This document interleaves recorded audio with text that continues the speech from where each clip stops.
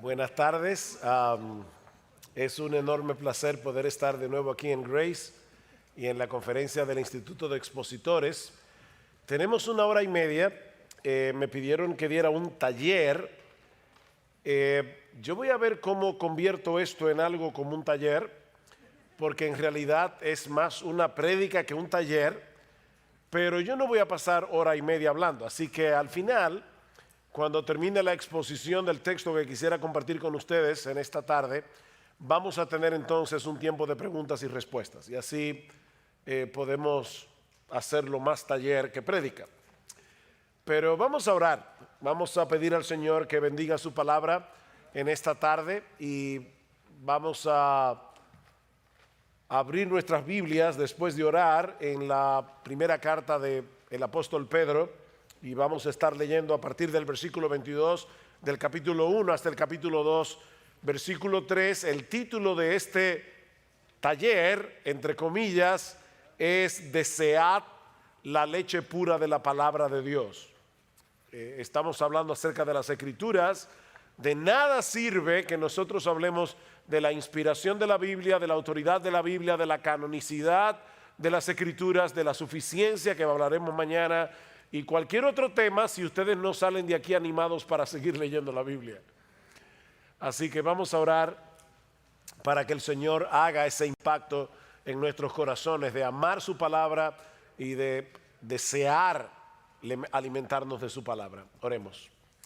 Padre, queremos darte muchas gracias por darnos de nuevo la oportunidad de estar aquí en esta conferencia del Instituto de Expositores.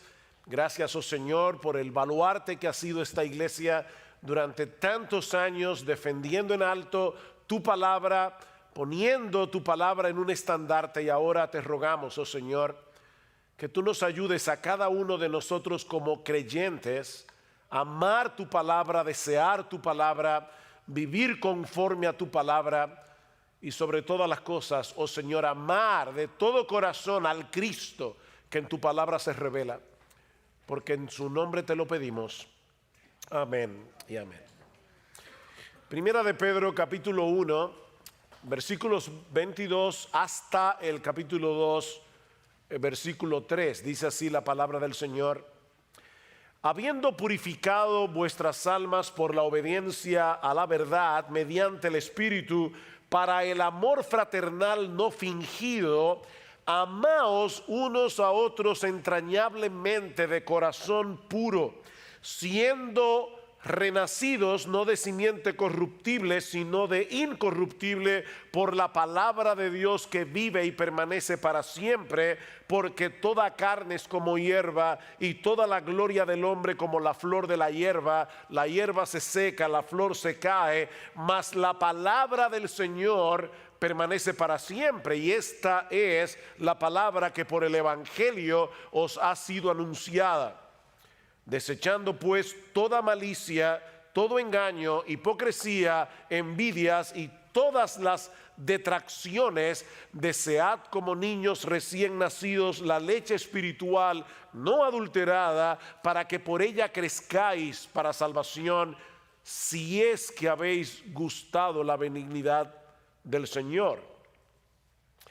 Si yo les preguntara o les pidiera en esta tarde que se pusieran de pie, todos los que están aquí, que se sienten plenamente satisfechos con su vida espiritual, que se pongan de pie todos los que crean haber llegado ya al tope de su madurez en Cristo. Yo estoy seguro que casi, y digo casi por si acaso hay alguno aquí que se quiera poner de pie, yo estoy seguro que casi nadie aquí se pondría de pie. Y si alguno de ustedes se pone de pie, por lo menos ya sabemos que hay alguien autoengañado entre nosotros. Porque la vida cristiana está supuesta a ser una vida en constante crecimiento hasta que lleguemos a la presencia del Señor. Así que comenzando por el que les habla y siguiendo por todos ustedes, aquí nadie ha llegado. Aquí nadie ha llegado. De hecho, cuando Pablo escribe su carta a los filipenses, hablando precisamente acerca del tema de la madurez cristiana, ¿qué dice el apóstol Pablo?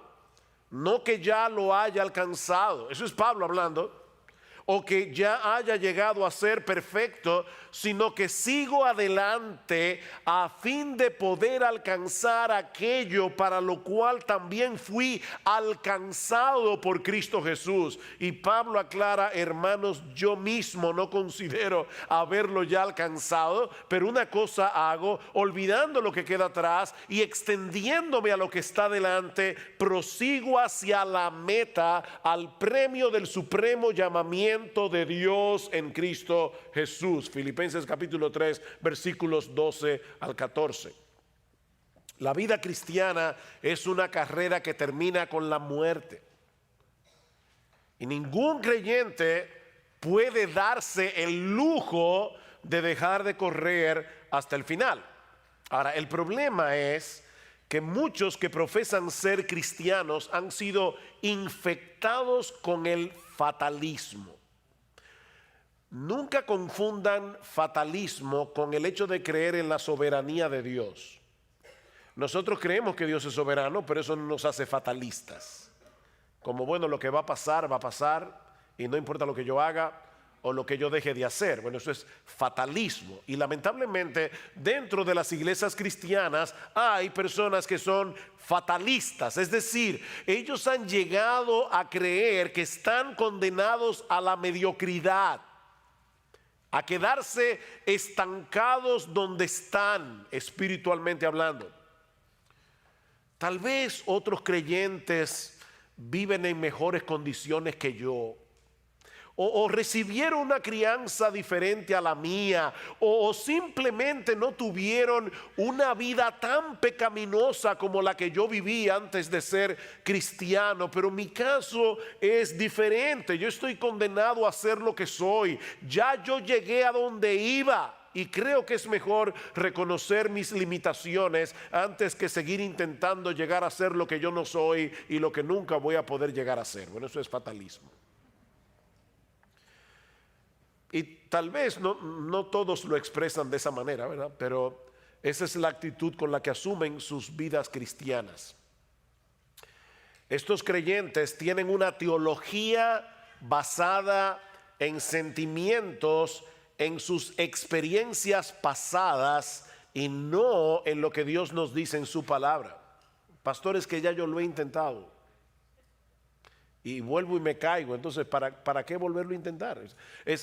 Mi experiencia pasada es lo que está determinando cómo yo vivo mi vida cristiana en el presente y cómo yo creo que debo vivir mi vida cristiana en el futuro.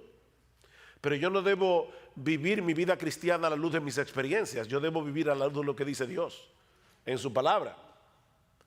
Estos cristianos se sienten atrapados, como si no hubiera otra opción para ellos. Ahora, yo espero demostrar en este preditaller que sí hay otra opción si somos verdaderos cristianos, porque Dios nos ha dado todos los recursos que necesitamos para nuestro crecimiento espiritual.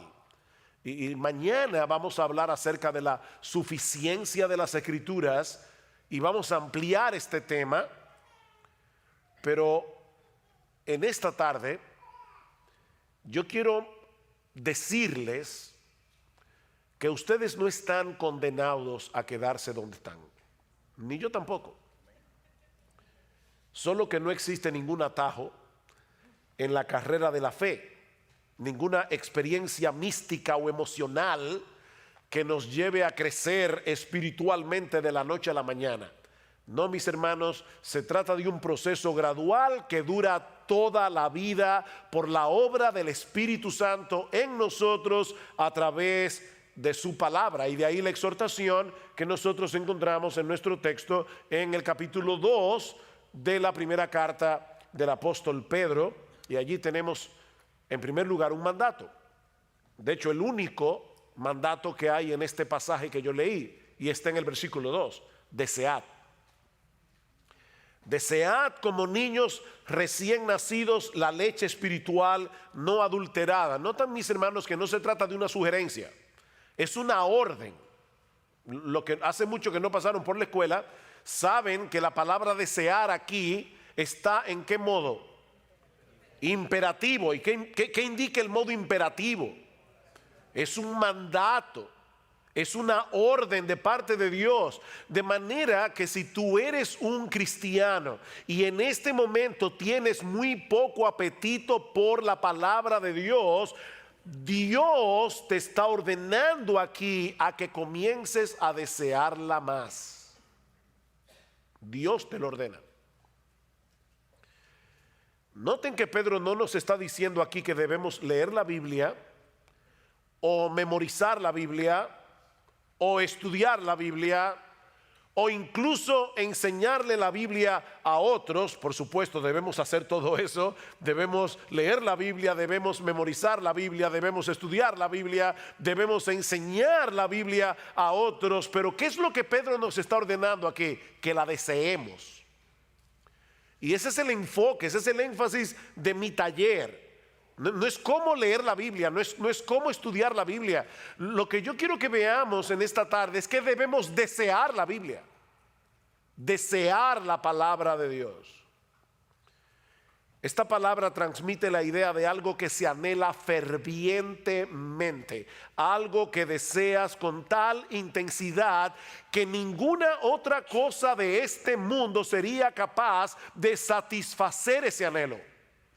El anhelo por la Biblia. Se trata de algo que percibes como una necesidad tan vital como el aire que respiras. De ahí la analogía o la comparación que usa Pedro. ¿Cómo debemos desear la leche espiritual de la palabra? ¿Cómo? Como niños recién nacidos. Y por si acaso, Pedro no nos está diciendo aquí que si tú eres un nuevo creyente, un niño que acaba de nacer en la fe, debes desear la palabra de Dios. No. No importa que tengas 5 meses de nacido o que tengas 80 años como cristiano. Todo creyente debe desear la leche espiritual no adulterada, como los niños recién nacidos desean la leche materna. No es que Pedro esté hablando de nuevos creyentes. No, él está diciendo a todos los cristianos deben desear la palabra de Dios como los niños recién nacidos desean la leche espiritual. Los niños nacen con un dispositivo puesto por Dios que los lleva a desear la leche materna como ellos no desean ninguna otra cosa de este mundo. Porque sus vidas dependen de eso. Por eso alguien decía que los niños vienen de fábrica con un desorden obsesivo compulsivo por la leche materna. Un desorden obsesivo compulsivo. Ellos no quieren otra cosa.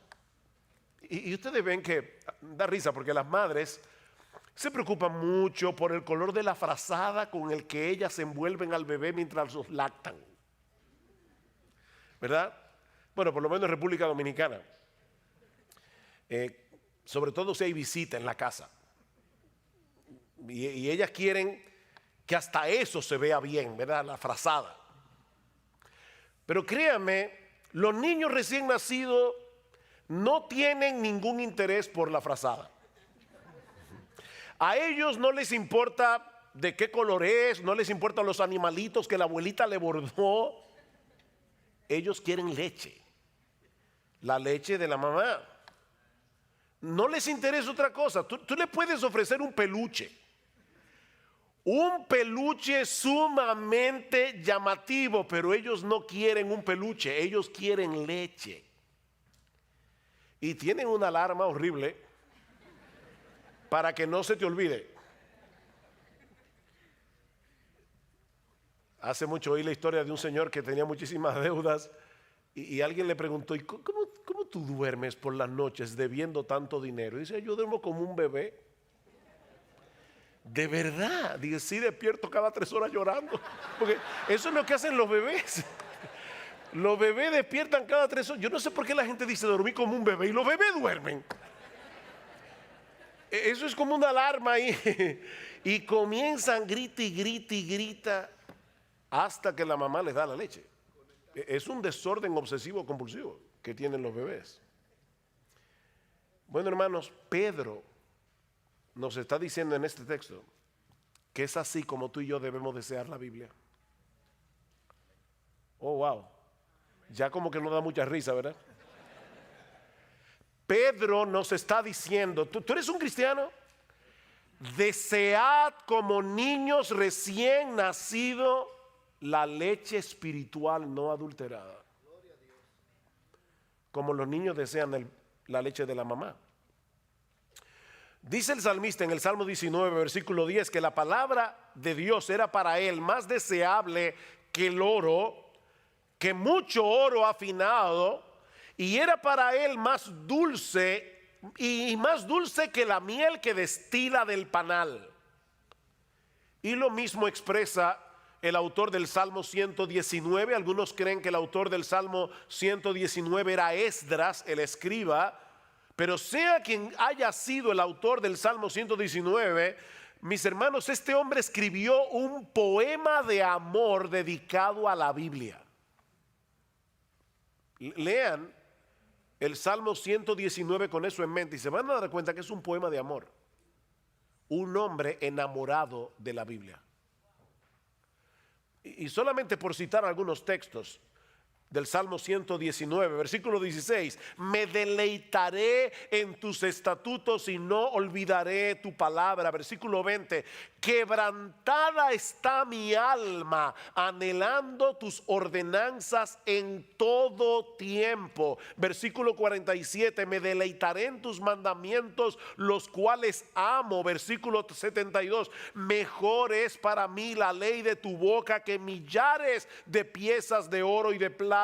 Versículo 97, oh cuánto amo tu ley, todo el día es ella mi meditación. Versículo 131, abrí mi boca y suspiré porque anhelaba tus mandamientos. Versículo 162, me regocijo en tu palabra como quien haya un gran botín. Eso es desear como niños recién nacidos la leche espiritual no adulterada.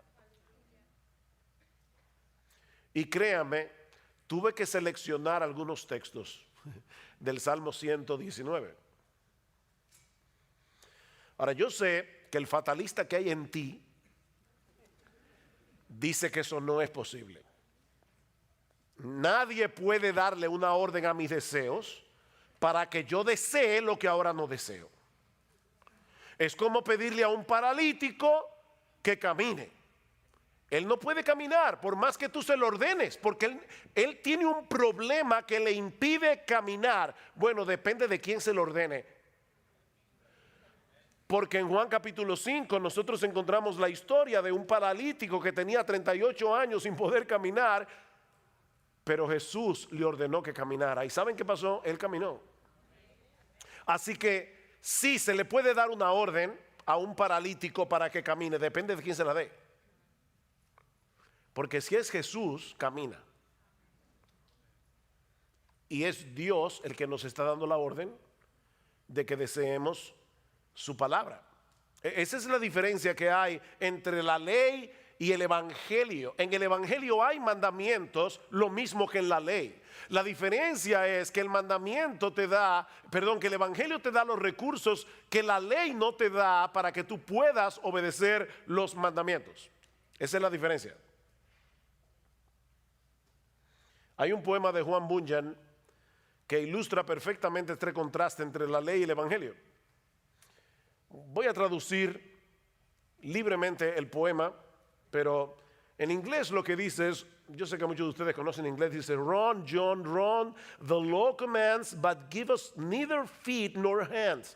Far better news the gospel brings, it bids us fly and give us wings. ¿Qué es lo que dice Bunyan? Corre, Juan, corre, la ley ordena, pero no nos da ni pies ni manos. Una noticia mucho mejor nos trae el evangelio, porque nos invita a volar y nos da alas. Nos invita a volar y nos da alas. No sé cuántos de ustedes han leído las Confesiones de Agustín. Si no la han leído, de verdad deberían leerla. No es un pecado mortal no leerla, es venial, pero deberían leerla. Pero en las Confesiones de Agustín hay una oración que Agustín le hace a Dios. Él le dice a Dios, concédeme lo que mandas y mándame lo que quieras. concédeme lo que mandas y mándame lo que quieras. Somos nosotros los que debemos obedecer los mandamientos de Dios. Somos nosotros los que debemos usar los medios de gracia que Él nos ha provisto para crecer espiritualmente, como leer la Biblia, por ejemplo. Pero de antemano nosotros sabemos que no vamos a poder avanzar ni un solo paso en nuestra vida cristiana si no es en dependencia del Espíritu Santo. Así que no te quedes paralizado donde estás. Reconoce tu impotencia delante de Dios, pero clama por su ayuda y amparado por la fe en sus promesas, sigue corriendo. Señor, yo no tengo en este momento mucho apetito por leer tu palabra. Díselo al Señor. De hecho, Él ya lo sabe porque Él conoce tu corazón. Señor, yo no tengo mucho apetito en este momento por leer tu palabra, al menos no con ese desorden obsesivo compulsivo con el que los niños recién nacidos desean la leche de su mamá.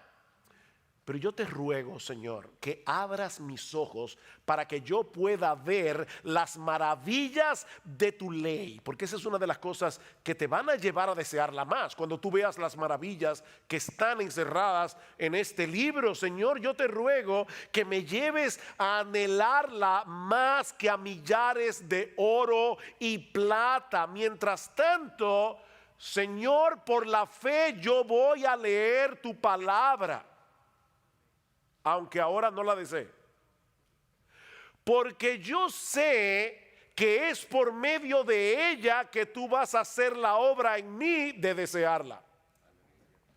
O sea, fíjate lo que estoy diciendo. No te estoy diciendo, bueno, pues quédate sin leer la Biblia, dedícate a orar hasta que te venga el deseo. No, lo que te estoy diciendo es, confiésale a Dios tu deseo, tu falta de deseo, pídele que te haga desearla, y comienza a leerla, porque es a través de la lectura de su palabra que Dios te va a dar el deseo por la Biblia. Y eso nos lleva a nuestro segundo encabezado del texto. Pedro no se limita a darnos una exhortación o un mandamiento para que deseemos la Biblia, la leche espiritual no adulterada, sino que también nos da una muy buena razón para hacerlo. Si ustedes notan el versículo 1 del capítulo 2, dice, desechando, ¿qué? Pues, desechando pues. ¿Ustedes recuerdan lo que decía Josías esta mañana de que porque la Biblia es inspirada, cada palabra cuenta? Bueno, aquí hay un pues que no está de más. De hecho, no sé cuántos de ustedes tienen la Biblia de las Américas. ¿Quiénes tienen aquí la Biblia de las Américas? Ok, ¿cómo comienza el capítulo 2? Porque no comienza de esta forma. ¿Cómo comienza? Por tanto.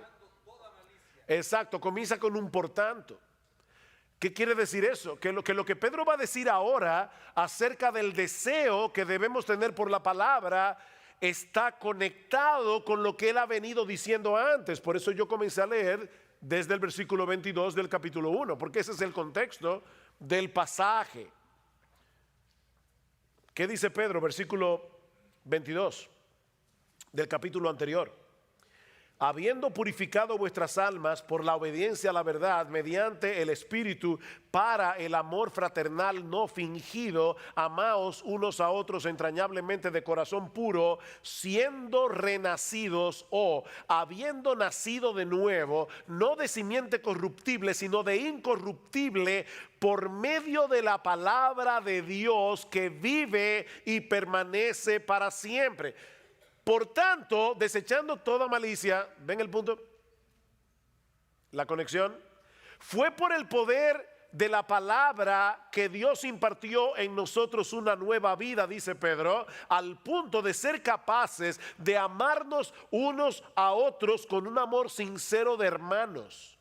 O sea, la palabra de Dios es tan poderosa que a través de su palabra nuestros corazones fueron purificados, nuestros corazones fueron libertados de la esclavitud del pecado, fueron libertados del orgullo, fueron libertados del egoísmo. ¿No es eso lo que nos impide amar a los demás?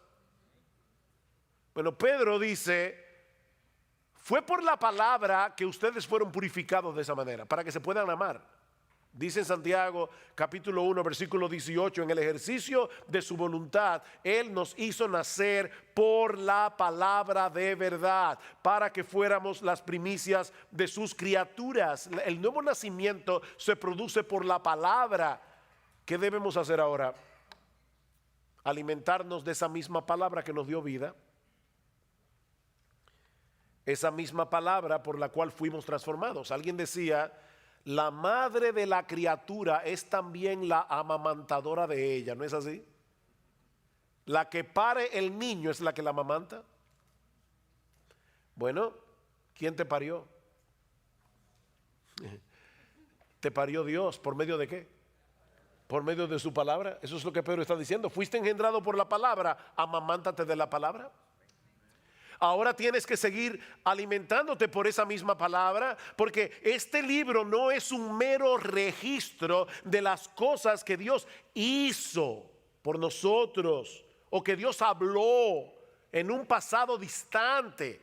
No, mis hermanos, esta es la palabra viva exhalada por el Dios vivo. Por eso es que constantemente nosotros encontramos expresiones en la Biblia como, por eso es que dice el Espíritu Santo, no dice dijo, dice el Espíritu Santo. Como en Hebreos capítulo 3, versículo 7 creo, como dice el Espíritu Santo. Todavía lo sigue diciendo. Esta palabra sigue hablando hoy como cuando se pronunció por primera vez. Es una palabra viva. Y ya oyeron ustedes hablando de la inspiración bastante hoy. Toda la escritura es inspirada por Dios y útil para enseñar, para redarguir, para corregir, para instruir en justicia, a fin de que el hombre de Dios sea perfecto, enteramente preparado para toda buena obra. Es la palabra exhalada de Dios. Es por eso que este libro es eficaz, porque está vivo. Increíble. Bueno, iba a usar esa ilustración mañana, pero bueno, ya, ni modo. ¿Saben que leí recientemente que una sociedad de ateos en Estados Unidos estaba haciendo fuerza porque sacaran la Biblia de los hoteles? La Biblia de los Gedeones. Y la pregunta mía es, ¿y por qué los ateos quieren que saquen la Biblia de los hoteles? ¿Será porque ellos creen que ella es capaz de convertir a la gente? Parece verdad como que los ateos tienen más fe en la palabra que muchos cristianos. Ellos le tienen miedo a este libro, a lo que este libro puede hacer. Y por eso quieren sacarlo de las escuelas, quieren sacarlo de los hoteles, quieren sacarlo de todas partes. La palabra de Dios es viva y eficaz y más cortante que toda espada de doble filo. La palabra de Dios está viva. Este libro está vivo. Es un libro poderoso. O el texto que citó nuestro hermano Carballosa ahora, dice, por eso también nosotros sin cesar damos gracias a Dios, 1 Tesalónica 2:13, de que cuando recibisteis la palabra de Dios que oísteis de nosotros, dice, la aceptasteis no como la palabra de hombres, sino como lo que realmente es. Estoy leyendo de las Américas, la palabra de Dios, la cual también hace su obra en vosotros los que creéis. Hace su obra. Es una palabra viva. Dios sigue hablando hoy a través de su palabra para transformar la vida de aquellos que la reciben por medio de la fe. Esta es una palabra que nunca perderá su poder de transformar. Sigue diciendo Pedro en el capítulo 1, porque toda carne es como hierba, versículo 24, toda la gloria del hombre como la flor de la hierba se seca, la flor se cae, mas la palabra del Señor permanece para siempre.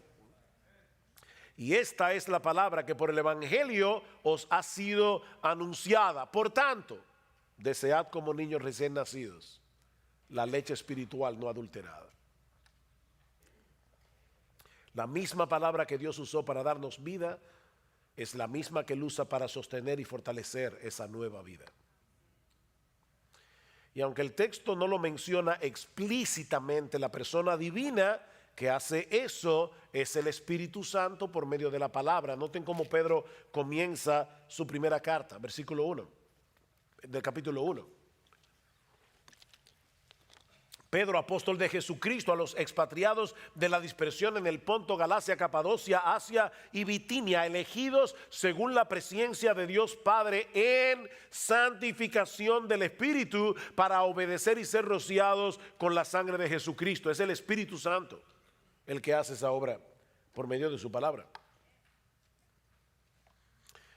De manera que si tú quieres ver a Dios obrando en tu vida, si tú quieres que Él se manifieste en tu vida, sumérgete en este libro. Porque es aquí y no en ningún otro lugar donde Él se manifiesta. Yo escucho personas en el pueblo evangélico que quisieran tener alguna experiencia espectacular para poder sentir la presencia de Dios. No, ¿tú quieres encontrarte con Dios? Búscalo aquí. Oye, que no lo vas a encontrar en ningún otro lugar. Tú quieres encontrarte con Dios, búscalo en este libro. Aquí es donde Dios se revela. Ustedes recuerdan aquella famosa escena cuando Elías manda a matar a los profetas falsos de Baal y él mismo sale huyendo al monte Carmelo y se esconde de la furia de Jezabel.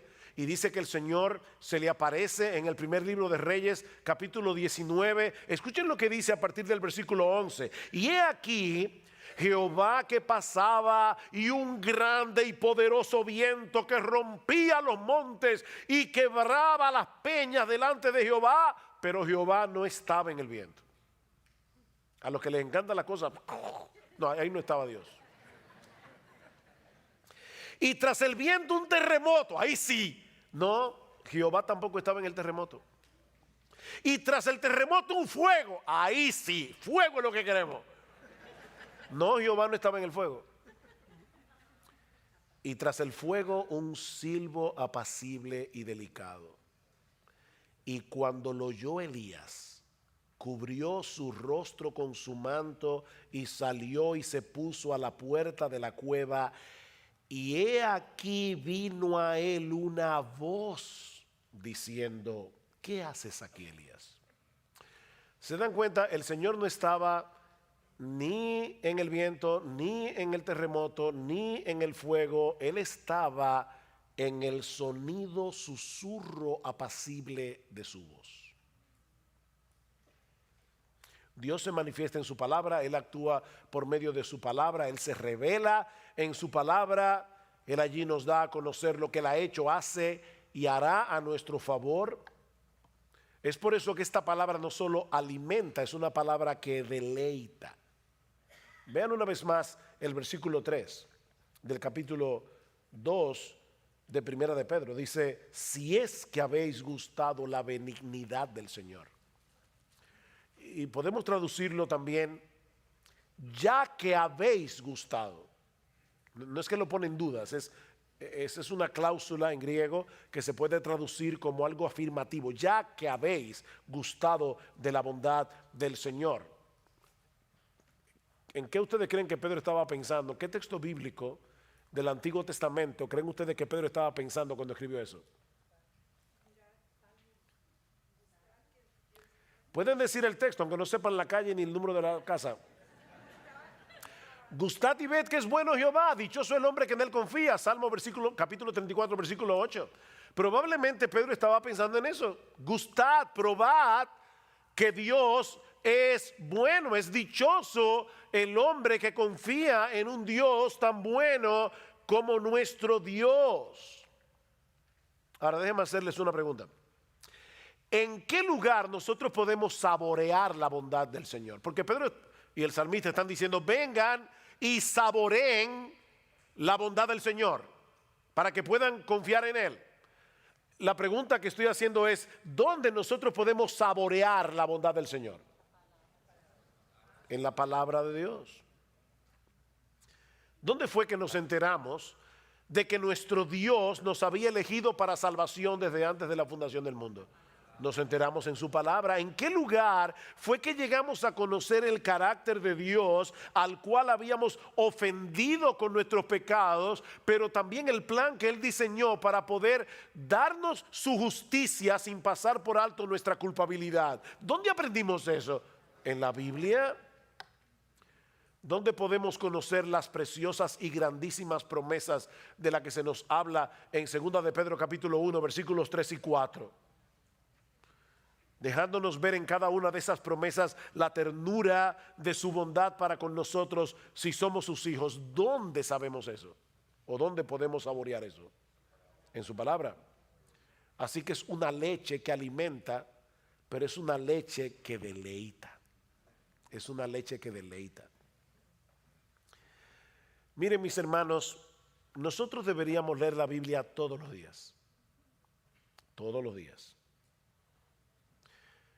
Pastores, que yo no tengo tiempo. Ok, déjame decírtelo tiernamente. No mientas.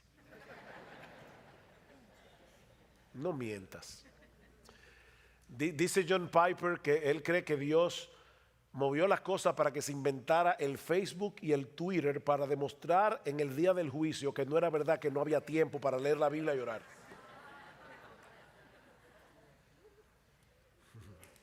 No mientas. No hay tiempo.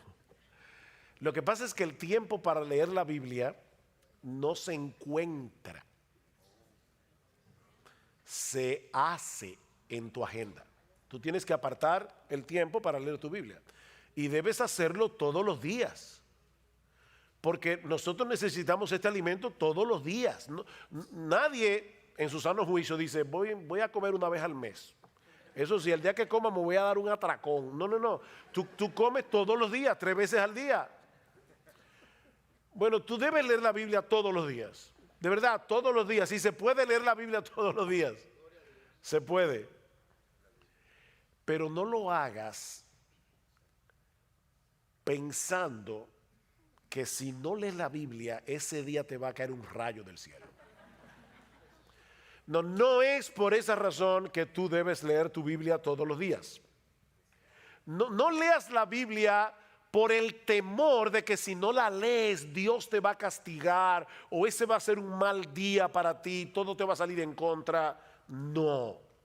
Nosotros leemos la Biblia cada día para conocer mejor a Jesucristo. Nosotros leemos la Biblia cada día para conocer mejor el diamante del Evangelio, que tiene demasiadas aristas y hay que verlo por todos lados para entenderlo cada vez mejor. ¿Saben para qué? Para que Cristo sea cada vez más precioso para nosotros. Es por eso que debemos leer la Biblia. Porque toda esa bondad que nosotros hemos gustado de parte de Dios y que se encuentran en su palabra, han venido a ser nuestras únicamente por causa de Él. Me encanta como lo dice Pablo en el capítulo 1 de la segunda carta a los Corintios. Noten lo que dice en el versículo 20. Porque todas las promesas de Dios son en Él sí y en Él amén, por medio de nosotros para la gloria de Dios. No pierdan de vista la coma. Pablo no está diciendo que todas las promesas de Dios son en el sí, en el amén. No, en Él sí, coma, y en Él, amén, en quien todas las promesas de Dios son sí, amén, en Cristo Jesús. Sin Cristo nosotros no tendríamos derecho a apropiarnos de ninguna promesa bíblica.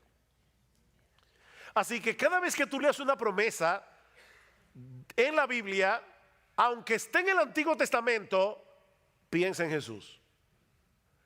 Jehová es mi pastor, nada me faltará. Wow, qué hermoso.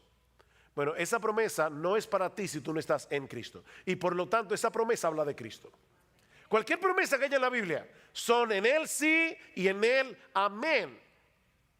Por lo tanto, ¿por qué tú debes leer la Biblia todos los días? Para enamorarte más de Jesús, que hace posible que Dios te trate con bondad y no con juicio ya que habéis gustado la benignidad del Señor, la bondad del Señor. Por eso es que debes desear como niño recién nacido la leche espiritual no adulterada, porque esa bondad la gustas aquí es donde se gusta esa bondad. Porque es aquí que nos muestran a Cristo como el mediador que hace posible que todas las promesas de Dios sean sí y amén para nosotros. Así que ya hemos visto dos cosas. Hemos visto la exhortación o el mandato, desead como niños recién nacidos. La razón, ya que habéis gustado la bondad del Señor y la gustaste aquí. Pero veamos ahora, en tercer lugar, los obstáculos. Los obstáculos. Hay algunas cosas que estropean nuestro apetito por la Biblia. Y lo encontramos en el versículo 1. Desechando pues toda malicia, todo engaño, hipocresía, envidias y todas las distracciones, desead como niños recién nacidos. Aquí está el problema. Ven, el problema no es falta de tiempo. No, el problema está en el versículo 1. Desechen esto.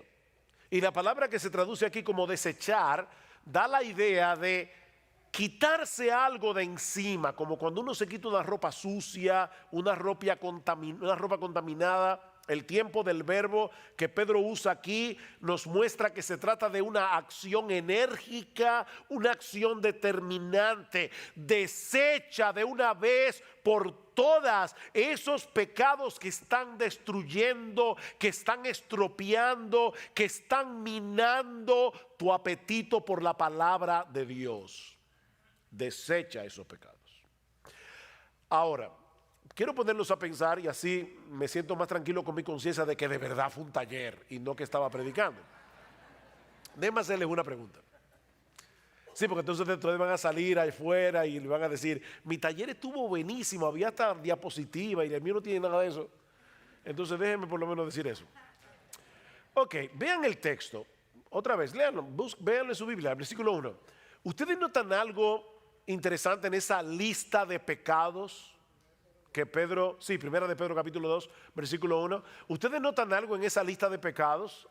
Hay varias cosas en esa lista de pecados que yo quiero que ustedes noten y quiero que me respondan los que hayan notado algo. No, pero de la lista en sí, entera, ¿qué ven ustedes en la lista como un todo? Esa es la pregunta, perdonen que no hice la pregunta correctamente. Bueno, son pecados, obviamente. Oh, perdón, ¿cómo fue? Todos los pecados que están ahí son relacionales. Hay un montón de pecados que Pedro ni menciona. Esta lista no es exhaustiva. Todos los pecados de los que Pedro está hablando allí son relacionales. Todos tienen que ver en nuestro trato unos con otros.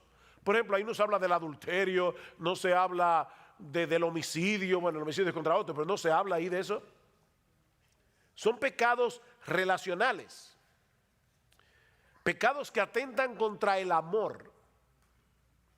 ¿Por qué? Porque Pedro acaba de decir que la palabra de Dios purificó nuestras almas para el amor fraternal, no fingido, de manera que ahora nosotros formamos parte de una comunidad de santos donde nos ayudamos mutuamente, porque resulta que el crecimiento en la piedad no se hace solo.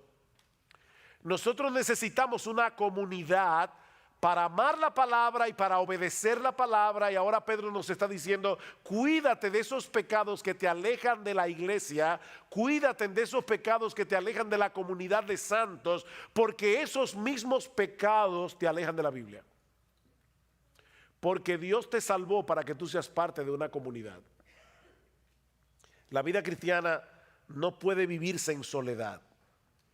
De manera que nosotros podemos englobar todos esos pecados en uno solo. No actúen en ninguna manera que sea contraria al amor fraternal. ¿Saben por qué? Porque eso afectará nuestro apetito por la palabra. Cuando tú tienes problemas relacionales, también tienes problemas con el Señor y ya tú no quieres ir a su palabra. Porque la Biblia te manda que te arregles con tu hermano, que perdones, que no tengas amargura. La Biblia te manda todo eso. Entonces es difícil uno tener problemas con la gente y meterse en este libro. échense de vosotros toda amargura, enojo, ira, gritería, maledicencia. Eso está en Efesios capítulo 4, versículo 32. Pastores, que yo no la puedo perdonar. No, otra mentira, tú no la quieres perdonar. Eso es diferente. Entonces tú no puedes amar este libro y estar con problemas con todo el mundo. No puedes. Eso va a minar tu apetito por la Biblia. Ahora, ¿no tienen algo interesante o algo más interesante aquí? Así como estos pecados arruinan nuestro deseo por la Biblia es el único antídoto que puede equiparnos para luchar adecuadamente contra esos pecados. O sea, esta leche espiritual no adulterada contiene todos los anticuerpos que necesitamos para luchar eficazmente contra los virus pecaminosos que atacan constantemente nuestra vida cristiana y sobre todo nuestra relación con los demás. En la misma medida en que saboreemos la bondad de Dios en Cristo revelada en las Escrituras, en esa misma medida será más fácil para nosotros luchar contra esos pecados que destruyen nuestra relación con los demás y nuestro deseo por la Biblia. Mira, si tú estás atesorando a Cristo por lo que estás aprendiendo de Él en su palabra, te será más fácil luchar contra la malicia, el engaño, la hipocresía, la envidia y la difamación. Repito eso.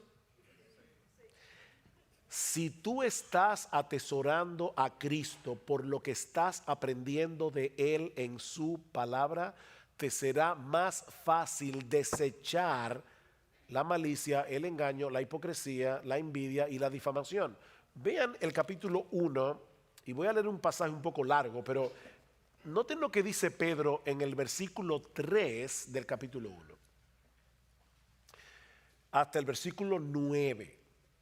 Bendito el Dios y Padre de nuestro Señor Jesucristo, que según su grande misericordia nos hizo renacer para una esperanza viva por la resurrección de Jesucristo de los muertos, para una herencia. A todo el mundo le encanta la palabra herencia. Murió el tío rico. Bueno, no me voy a alegrar, pero me dejó una herencia.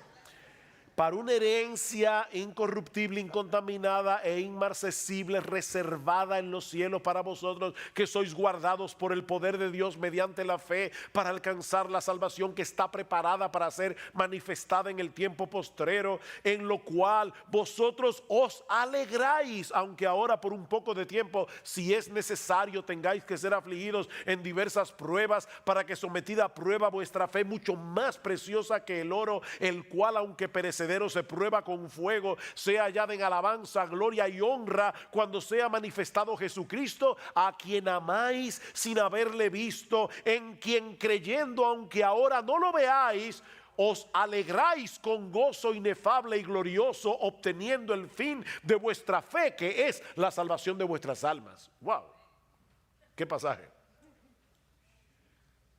Pregunta.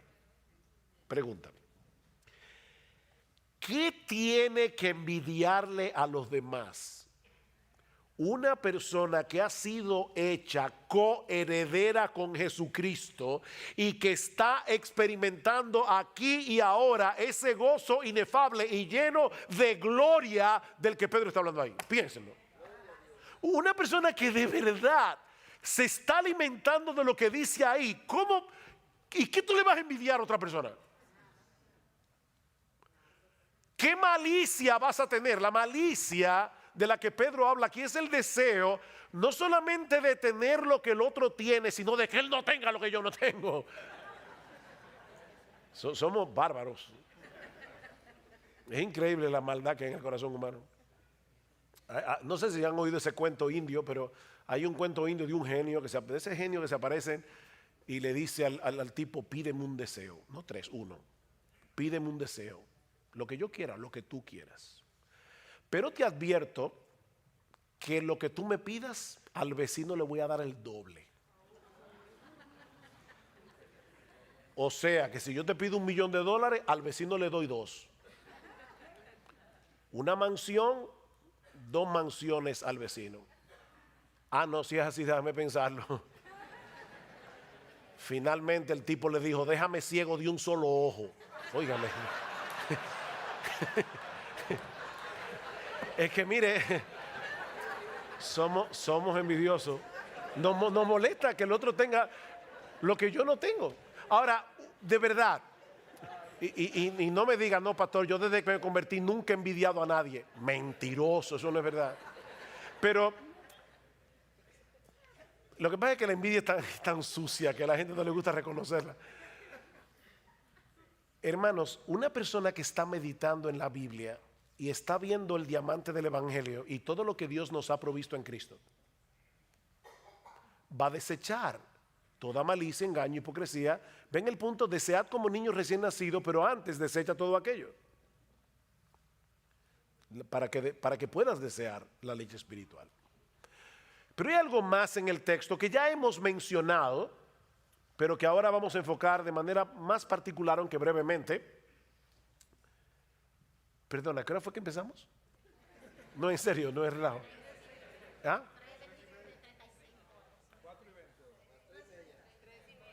¿Y a qué hora es que tenemos que? A las 5 que tenemos. Ah, no, estamos bien, estamos bien. Ok. Ya vimos, ¿qué vimos? La exhortación del texto, desead como niños recién nacidos. La razón, fuiste engendrado por la palabra, desea la palabra. Los obstáculos. Ahora veamos el resultado. ¿Qué sucederá si en dependencia del Espíritu Santo luchamos por desechar de nuestra vida los pecados que se mencionan en el versículo 1, mientras nos alimentamos apropiadamente de la leche espiritual no adulterada? ¿Qué va a pasar? Vean otra vez el versículo 2. Desead como niños recién nacidos la leche espiritual no adulterada, para que por ella crezcáis para salvación, ya que habéis gustado la benignidad del Señor. Todos nosotros sabemos que el nacimiento es apenas el comienzo de una vida, que ahora debe desarrollarse hasta alcanzar la madurez. Bueno, lo mismo ocurre con la salvación. Todo verdadero creyente es alguien que ha experimentado el nuevo nacimiento por medio del poder de la palabra de Dios, pero la conversión es apenas el comienzo, dice Pedro. Ahora debemos crecer para el pleno desarrollo de nuestra salvación. Dios tenía un propósito en mente cuando nos salvó, y la única manera de seguir avanzando hacia ese propósito es a través de la obra del Espíritu Santo en nosotros por medio de su palabra. Esta es la espada del Espíritu. Dios, el Espíritu, obra por su palabra. ¿Cuál es el propósito que Dios tenía en mente cuando nos salvó? ¿Cuál era? Pero formarnos a la imagen de Cristo. ¿Recuerdan Romanos 8:28? Sabemos que a los que aman a Dios todas las cosas les ayudan a bien. Esto es, para que no confundan el bien, esto es a los que conforme a su propósito son llamados. ¿Cuál es el propósito? Porque a los que antes conoció también los predestinó para que fuesen hechos conformes a la imagen de su Hijo, de modo que Él sea el primogénito entre muchos hermanos. El propósito para el cual todas las cosas obran es para hacernos como Jesús. Ese es el bien. No es que seas millonario, no es que tengas siempre salud. No, es que seas como Jesús. Ese es el bien. Porque fue con ese propósito que el Señor nos escogió. He usado esta ilustración muchas veces, pero no encuentro otra mejor. Una vez le preguntaron al gran escultor renacentista Miguel Ángel. Él estaba con un bloque de mármol enorme y iba a esculpir un caballo.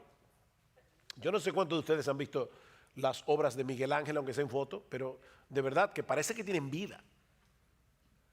Y alguien le preguntó, ¿cómo tú puedes sacar un caballo de ese bloque de mármol?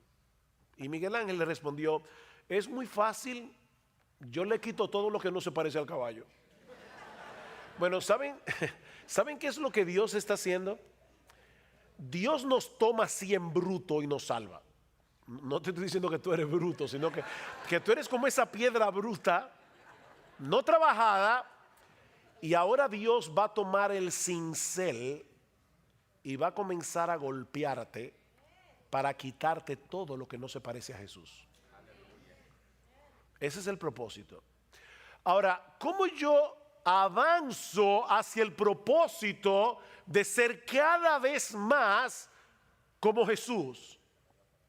Bueno, el apóstol Pablo responde esa pregunta en 2 Corintios capítulo 3 versículo 18, mirando nosotros todos a cara descubierta como en un espejo la gloria del Señor, somos transformados de gloria en la misma imagen como por el Espíritu del Señor. Contemplando su gloria, somos transformados de gloria en la misma medida en que tú admiras a Cristo, te pareces a Cristo porque tú te conviertes en aquello que admiras. ¿Por qué ustedes creen que las personas imitan a los artistas? ¿Por qué quieren comprar donde ellos compran, usar la ropa que ellos usan? ¿Por qué? Porque tú te conviertes en lo que admiras. Bueno, si tú admiras la gloria de Cristo, te vas a parecer cada vez más a Él. Mirando su gloria, somos transformados de gloria en la misma imagen. Ahora la pregunta es, ¿y dónde nosotros vemos la gloria de Jesús? En la palabra de Dios, en el Evangelio. Si nuestro evangelio está encubierto, entre los que se pierden está encubierto, en los cuales el Dios de este siglo cegó el entendimiento de los incrédulos para que no les resplandezca la luz del evangelio de la gloria de Cristo. El evangelio de la gloria de Cristo, que es la imagen de Dios. Es en el evangelio donde brilla como en ningún otro lugar la gloria de Jesús. Bueno, es por eso que nosotros debemos desear como niños recién nacidos la leche espiritual no adulterada. El raquitismo espiritual no es una opción. Pedro concluye su segunda carta diciendo que creced en la gracia y en el conocimiento de nuestro Señor Jesucristo. Esto no es una opción. Y eso solo puede suceder a través de una dieta regular y constante de la leche espiritual no adulterada. Ningún creyente puede darse el lujo de dejarse alimentar regularmente de la palabra de Dios, así como ningún bebé puede dejar de beber la leche de su mamá o algún sustituto. Solo que en este caso no hay sustituto, porque esta es la única Biblia.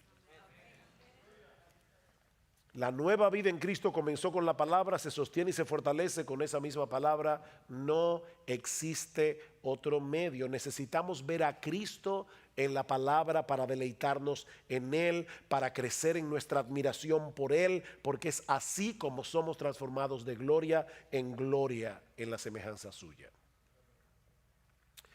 Pero cuando nos estancamos en el conocimiento de la Biblia, perdemos de vista a Cristo. ¿Y saben qué pasa? La Biblia pierde su fascinación. Este libro es fascinante, de verdad, este libro es fascinante. Pero este libro solo es fascinante si tú puedes ver a Cristo aquí. Cuando tú comienzas a ver todas las conexiones. Y miren, déjenme dar un testimonio personal. Yo me convertí al Señor cuando casi estaba a punto de cumplir los 18 años de edad. Me invitaron a una iglesia un sábado. Yo no era creyente, en mi vida había leído este libro realmente. Y me fascinó lo que oí, aunque no creía en nada de eso, pero me fascinó. Y oré al Señor y le dije, mira Dios, si tú me estás oyendo, yo te quiero conocer. Yo no sé si tú estás ahí. Al otro día llamé a una amiga. Le dije, mira, me invitaron a una iglesia, así que si tú quieres ir conmigo. Esa amiga, yo tenía 17, ella 16, y ella me acompañó, hasta el día de hoy está ahí sentada. Bueno, la Biblia dice que el que gana almas es sabio. Bueno, el asunto es que empezamos a leer la Biblia juntos, Y de verdad, hermanos, yo puedo decir como testimonio, la Biblia fue un descubrimiento para nosotros. Bueno, más para mí que para ella. Mi esposa Gloria había leído la Biblia, durante un tiempo fue una buena católica, yo no. Y ella conocía la Biblia, algo de la Biblia, yo no conocía nada. Y realmente, de verdad, para los dos, cuando comenzamos a leerla regularmente, fue una fascinación, hasta el punto que ya a los 8 meses de haber visitado por primera vez una iglesia, yo había leído la Biblia completa en los 8 meses. Y de ahí adelante, de verdad, perdón, Dios sabe por qué digo esto, no me estoy gloriando de nada, yo creo que eso es la gracia de Dios, pero yo recuerdo muy pocas veces en estos 41 años que yo haya dejado de leer la Biblia un solo día. Y miren, mis hermanos, de verdad, nunca me he cansado de leer la Biblia, porque es que es imposible descubrir todo lo que hay aquí. No importa cuántos años tú tengas leyendo la Biblia todos los días, este libro es fascinante. Un siervo del Señor que murió hace unos años y había escrito casi como 50 libros sobre la Biblia, cuando estaba muriendo, dicen que él le dio gracias a Dios, diciendo: gracias, oh Dios, porque en todos estos años siendo creyente me permitiste conocer la tapa de tu precioso libro. La tapa. Pero si tú pierdes de vista a Jesús en este libro, el libro va a perder su fascinación. Así que no dejes de leer la Biblia, no dejes de estudiar la Biblia porque tu apetito haya disminuido. No cometas ese error. Más bien recupera tu apetito y tu salud espiritual, desechando lo que te apartó en un principio de la Biblia y volviendo a la Biblia. No dejes de leer la Biblia porque no tienes apetito. No, pídele a Dios que te dé apetito. Pero desecha no la Biblia, sino el pecado que te alejó de ella. Y sigue leyendo la Biblia.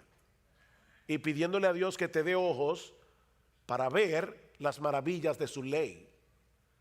Porque la maravilla que está aquí encerrada es la gloria de Jesús. Y de verdad es sorprendente todas las conexiones que hay en la Biblia que te apuntan hacia Jesús, sin espiritualizar las escrituras. Yo no estoy hablando aquí de alegorizar. No, nunca alegoricen con la Biblia. Estamos hablando de interpretarla correctamente. De interpretar la Biblia correctamente. Déjame hacerte una pregunta. Si Dios ahora mismo te diera la opción de obtener en este momento todo lo que tu corazón desea, todo, pero haciendo desaparecer de tu vida la Biblia por completo. Te voy a dar todo lo que tú quieras, pero no mi palabra. Tú no vas a tener una Biblia para leer, tú no vas a tener una iglesia donde te la van a predicar fielmente. Es más, yo voy a borrar de tu memoria todo lo que tú sabes de la Biblia hasta el día de hoy. Todo lo que tú has leído, lo voy a borrar de tu memoria. ¿Cuál sería tu elección? Yo sé que si tú eres un verdadero creyente, vas a decir como algunos han dicho ya: no, Señor, no. Jesús lo es todo y la palabra lo es todo. No me des lo que yo quiero, dame tu Biblia. Pero si nosotros creemos eso, ¿por qué no leemos la Biblia más asiduamente? ¿Tú te das cuenta de la necesidad que tienes de la Biblia? Si ahora te vieras amenazado de que te la quitaran, tú verías que la Biblia es un tesoro.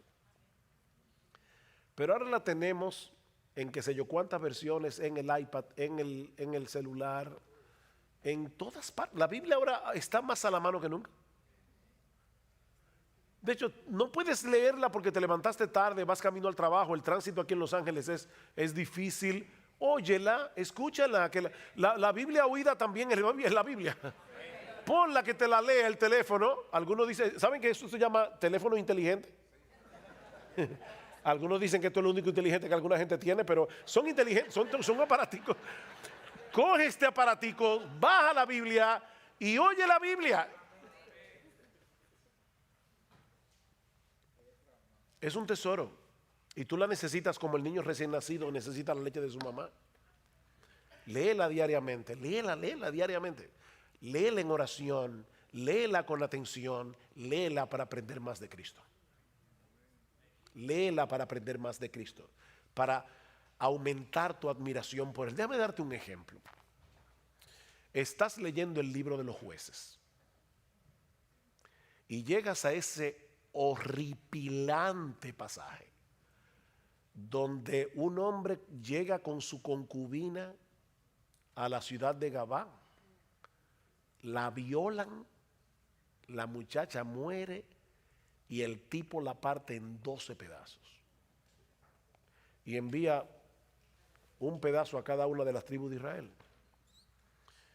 ¿Dónde está Cristo ahí? Y por favor no me diga que son 12 pedazos los 12 apóstoles, no. O sea, ¿dónde está Cristo ahí? ¿Sabe dónde está Jesús? ¿Qué dice el libro de los Jueces? ¿Cómo termina? En aquellos días no había rey en Israel. Cada cual hacía lo que bien le parecía. Israel necesitaba un rey. Y el libro de Jueces te lleva a Ruth, y el libro de Ruth te lleva a David. Pero entonces cuando llegamos a Samuel y comenzamos a leer de David, uno dice, ¿qué le pasó a David? David no era el rey que nosotros necesitábamos. No era Josías, que fue uno de los grandes reyes de Israel. No era Ezequías. No, el rey que nosotros necesitamos es a Jesús, el hijo de David. Entonces tú puedes leer Jueces, y leer de Levita y la concubina y decir, yo necesito un rey que gobierne mi corazón. Y ese rey es Jesucristo, ya fue enviado para que gobierne mi alma, porque si no, yo viviría como el tiempo de los jueces, yo haría lo que bien me pareciera. Yo necesito un rey que me gobierne, y ese rey es Jesús. Entonces, fíjense, sin alegorizar el texto, el libro de los Jueces está ahí para mostrarnos nuestra necesidad de un rey. Y todo el Antiguo Testamento está allí para demostrarnos que ninguno de los reyes de Israel era el rey. Era para prepararnos para Jesús.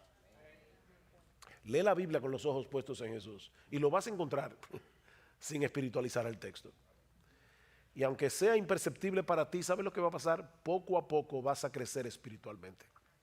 Tu carácter irá conformando cada vez más al carácter de Jesús mientras contemplas el resplandor de su gloria en el Evangelio. Así que esta es mi invitación a todos ustedes para concluir. Gustad y ved que es bueno el Señor. Dichoso el hombre que en Él confía. Tenemos 20 minutos. Preguntas. Sí, hermano.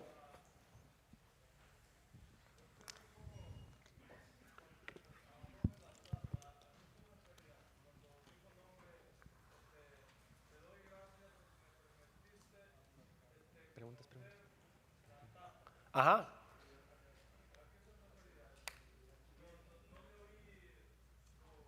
¿Quién dijo eso?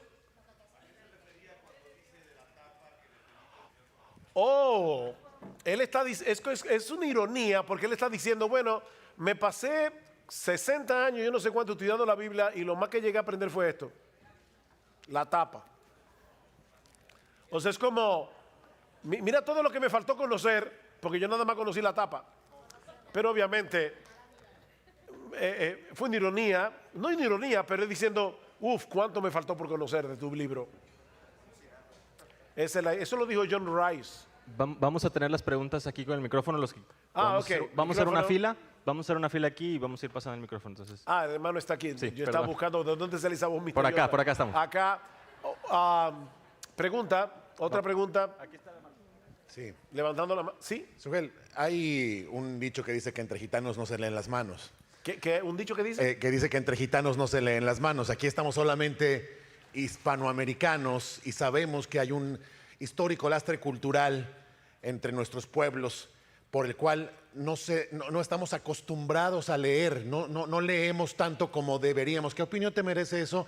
¿Y cómo podríamos aplicar todo esto de lo que has hablado, que es valiosísimo, a un pueblo que tradicionalmente, históricamente, no está relacionado con los libros? Gracias por la pregunta. Primero, noten que ni siquiera en el texto griego dice desead como niños recién nacidos la leche espiritual no adulterada, a menos que tú seas latinoamericano.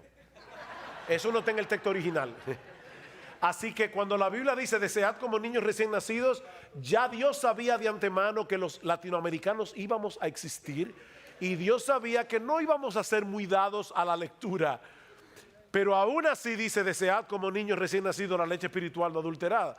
Yo creo que el problema es no percibir la necesidad que tenemos de la Biblia. El hábito de lectura es algo que se desarrolla y se desarrolla poco a poco.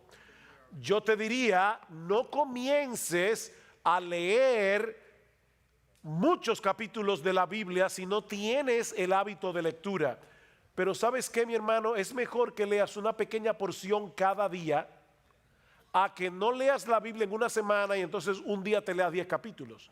Porque vas a formar el hábito poco a poco. Entonces lee una porción, pero léelo recordando que la Biblia es un libro como cualquier otro libro y no es un libro como cualquier otro libro. ¿Qué significa eso? Bueno, significa la Biblia no es un libro como cualquier otro libro porque este libro fue inspirado por Dios. Pero la Biblia sí es un libro como cualquier otro libro porque debes leerlo como se lee cualquier libro. ¿Cómo tú lees un libro? Así. O sea, tú tomas, voy a leer Los Miserables de Víctor Hugo. ¡Pum! Jean Valjean está huyendo. ¿Y quién es Jean Valjean? Bueno, si tú hubieras leído el libro desde el principio, supiera quién es Jean Valjean y por qué está huyendo. Bueno, la Biblia se lee así. De hecho, nosotros tenemos en el Nuevo Testamento cartas. ¿Cómo tú lees una carta? Te llegó una carta de tu novia. Ya no llegan cartas, pero antes llegaban cartas. Te llegó una carta, ¿cómo tú la lees? Un párrafo hoy, mañana lees otro párrafo y ya te olvidaste del párrafo que leíste ayer. No, tú lees la carta entera. Lee la carta, pues la carta a los romanos, ¿saben qué es? Una carta. Es la carta a los romanos, es la carta a los corintios, es la carta a los efesios. Bueno, léelo como una carta. Léelo de principio a fin, no abra Efesios 2, a ver, no, o sea, no es un horóscopo, esto no es un horóscopo, es un libro. Entonces léelo como tú lees cualquier otro libro, pero poco a poco y vas formando el hábito de lectura. Pero es verdad que lamentablemente en América Latina no tenemos una cultura de lectura, pero aún así, mi hermano, tú eres cristiano, desea como niño recién nacido la leche espiritual adulterada, lee tu Biblia. Poco a poco vas a formar el hábito. La siguiente pregunta que yo tengo es que usted dice, si Dios te dijere, te daré todo lo que tú quieres, pero te quitaré mi palabra y te borraré todo de tu mente. ¿A qué se refería allí? Prácticamente a mi alcance mueres espiritual. No, claro, esto es una ilustración. Dios nunca va a hacer eso, gracias al Señor. Él nunca nos va a poner a elegir. Sin embargo, el hecho de ponernos a elegir, aunque sea algo supuesto, nos ayuda a visualizar más claramente cuánto de verdad atesoramos la Biblia. Sin embargo, no actuamos en consecuencia. Porque si nos dijeran, te voy a quitar la Biblia, tú dirías, no me la quites. Bueno, pero sin embargo la tienes y no la lees. Entonces, fue para chocarlos un poco, pero obviamente Dios nunca va a hacer eso. Sí, buenas tardes, hermano. Ya nos fuimos, pasaron 15 días o 20. La mayoría de los que estamos, pues escuchamos un taller, pero no dimos atención, hermano, y no estamos leyendo en nuestra casa la palabra de Dios. Ya estamos en ese momento. ¿Qué nos dice la Biblia? ¿Qué nos dice el Señor en esta condición? Bueno, vamos a suponer, se acabó la conferencia del IDEX, pasaron 2 semanas y tú dices, el taller del pastor Michelén. Yo no empecé a leer mi Biblia regularmente. Bueno, simplemente no te quedes postrado diciendo, oye, otra vez, es que yo no cambio y no voy a cambiar nunca. No seas fatalista. Señor, perdóname, debí haber hecho un plan, no lo hice. Perdóname por no haberlo hecho, pero voy a comenzar ahora. Y bien, comienza. No dejes que tu falta pasada te lleve a seguir cometiendo faltas futuras. Pide perdón y sigue corriendo. No te quedes postrado allí. Haz un plan de lectura. A nosotros siempre nos ha sido de mucha ayuda tener un plan de lectura. Porque a veces uno se levanta y dice, ¿qué leo de la Biblia? Así es muy difícil desarrollar el hábito. Es bueno que tú sepas, ok, hoy me toca Mateo 5, ya tú sabes, al otro día te va a tocar Mateo 6 y luego Mateo 7. Haz un plan de lectura que te permita exponerte a toda la Biblia. De paso, padres que están aquí, y volviendo a tomar el tema de la falta de lectura entre los latinoamericanos, ¿podemos nosotros cambiar esa cultura ayudando a nuestros hijos a desarrollar el hábito que nuestros padres no nos ayudaron a desarrollar? Ahora, ¿cómo tú crees que tus hijos van a desarrollar ese hábito por la lectura si no te ven leyendo? Y de hecho es algo que, voy a decir esto, yo no soy dogmático con lo que voy a decir ahora, porque de hecho hay personas cercanas a mí con quienes yo he hablado de este tema y no piensan igual que yo, y yo lo respeto. Pero esa es una de las razones por la que yo creo que los padres deberían considerar si es sabio leer aquí, en este dispositivo, que leer aquí.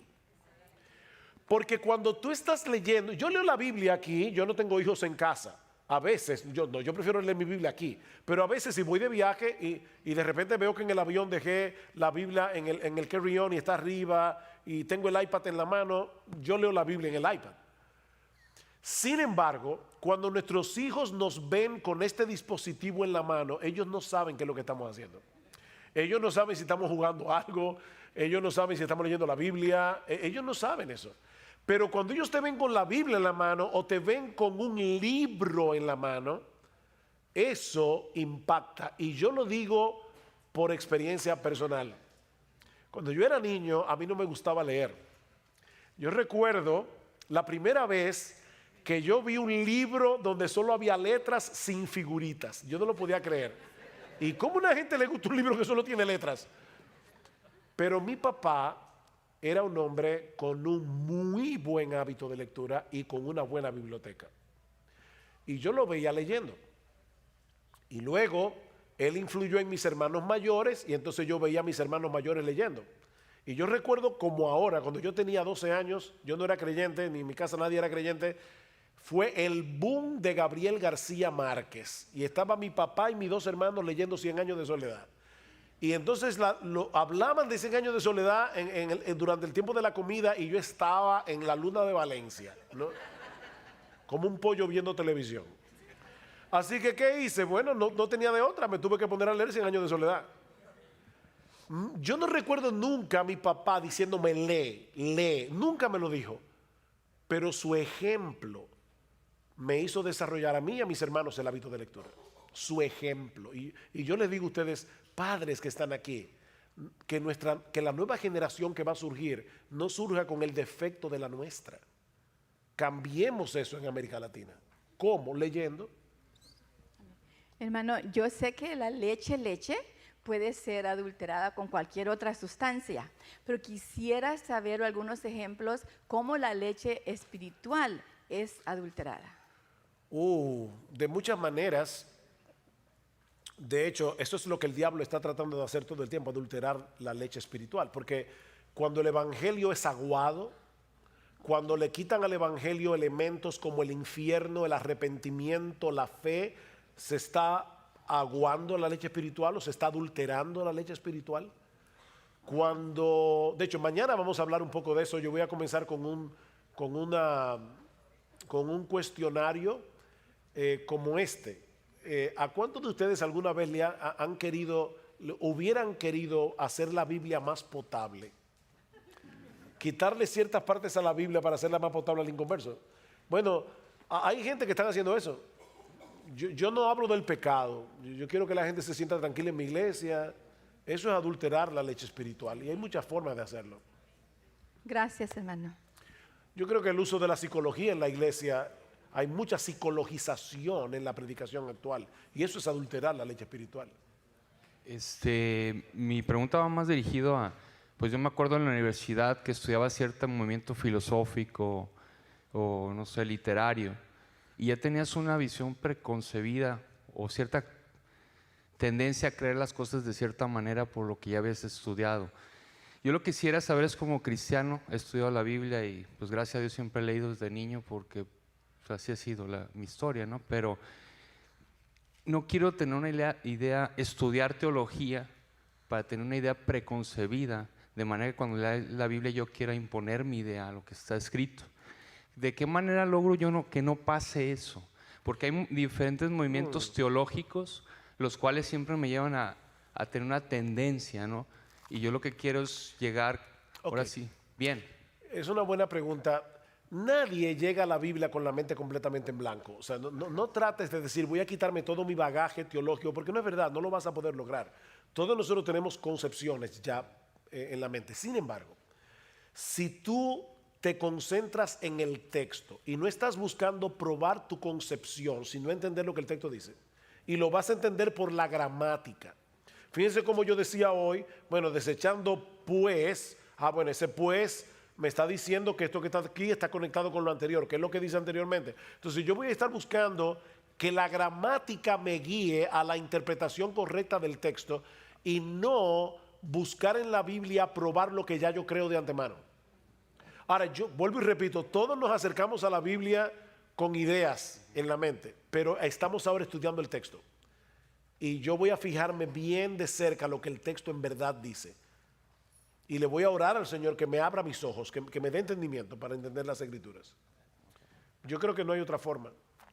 Y puede ser que el texto bíblico afiance lo que tú crees, o puede ser que lo corrija, o puede ser que le dé otro matiz, y tu teología va a seguir siendo moldeada.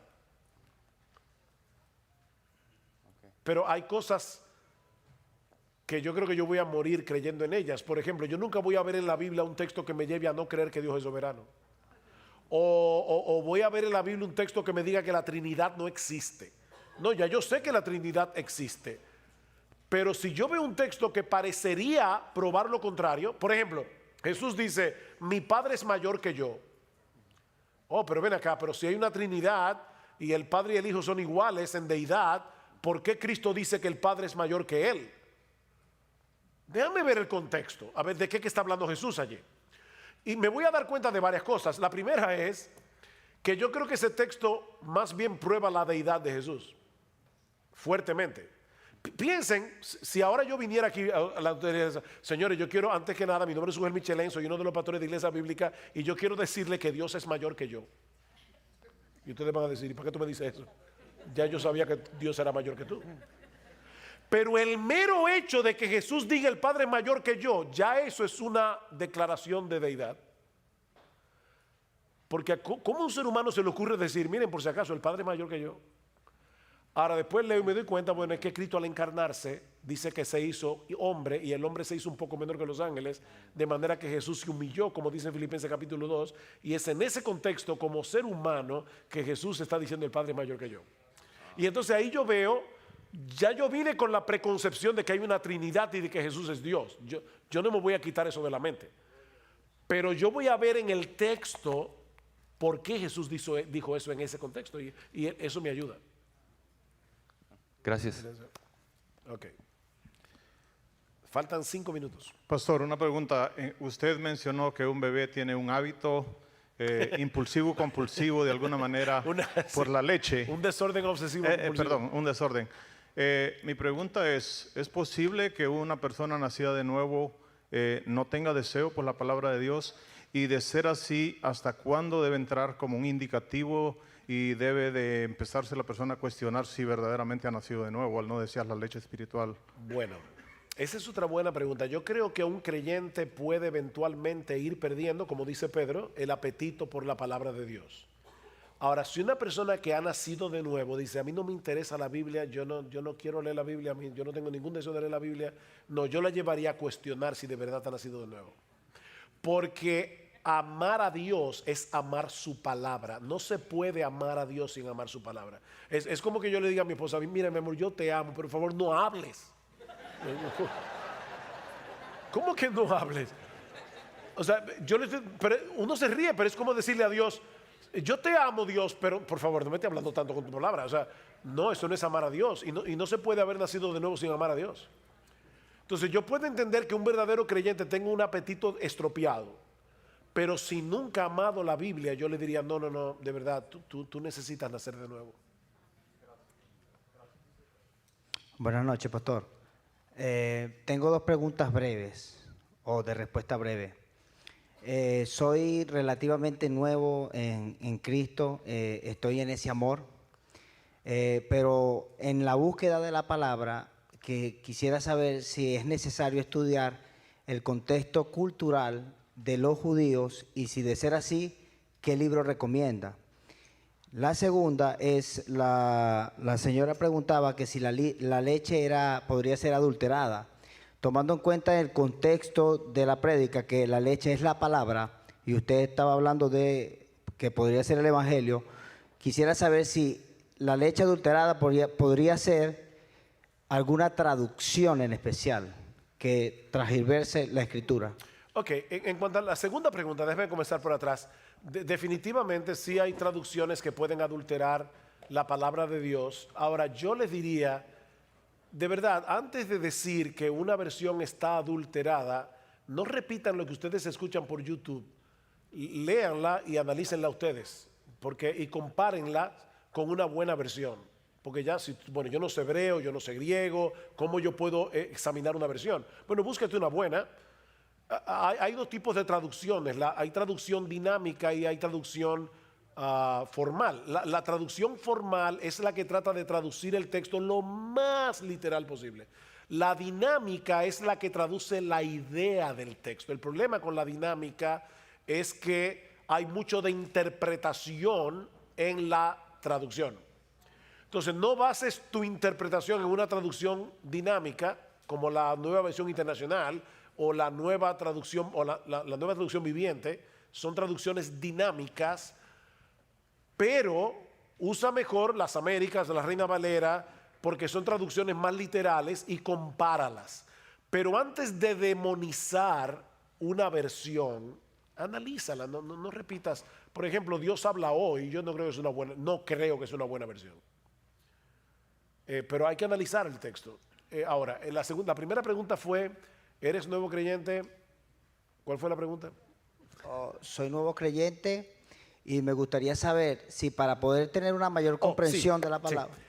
Sí, definitivamente ayuda el hecho de conocer el trasfondo cultural de los libros tal como fueron escritos. Y ahí los comentarios, una introducción al Antiguo o al Nuevo Testamento, te puede ayudar muchísimo. Hay un libro de Alfred Edersheim que se llama Usos y costumbres de las tierras bíblicas, y es muy bueno para aprender cosas de la palabra de Dios que nos ayudan a entender mejor costumbres culturales que para nosotros son extrañas, pero que te ayudan sí a mejor a entender el texto bíblico. Sin embargo, de verdad, hermanos, si tú lees tu Biblia en español y no tienes muchos recursos más que tu Biblia, es mucho lo que tú puedes entender de la Biblia leyéndola tal cual está aquí. De verdad, hay detalles que vas a perder, pero lo esencial está aquí tan claro como la luz del mediodía. Tan claro que nadie puede decir, Señor, no te obedecí porque no tenía un contexto cultural. No. Lo que hay que obedecer de la Biblia está claro. Por eso decía Mark Twain, no me preocupa lo que no entiendo de la Biblia, lo que me preocupa es lo que sí entiendo. Sí, bueno.